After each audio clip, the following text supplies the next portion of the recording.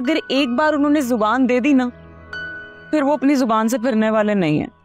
पश्मा, मैं जानता हूँ मामू, उन्हें क्या था, मैं बड़ा हुआ हूँ, मुझे पता है अगर वो कोई फैसला कर रहे हैं तो फिर पीछे नहीं हटते। तो फिर खुद सोचो ना, अगर उन्होंने रिश्ते की बात कर ली तो? मुझे कुछ समझ नहीं आ रहा। आप ही एक उम्मीद थी, लेकिन अब ये उम्मीद भी दम तोड़ती नजर आ रही है। मैं आप ही से बात करता हूँ कि वो मामू को तुम्हारे और मेरे बारे में बताए, वरना बात बहुत बिगड़ जाएगी।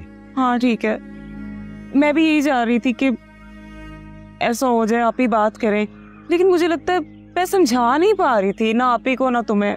लेकिन अगर इसके बाद भी कोई ना माना तो? यार तुम बहुत नेगेटिव हो भाई, बहुत ज्यादा नेगेटिव हो। कुछ नहीं होगा। नेगेटिविटी की बात नहीं है अहमद, लेकिन जो मेरे दिल में खदशात आ रहे हैं वो शेयर करके मैं अपने दिल का बोझ तो हल्का कर सकती हूँ ना।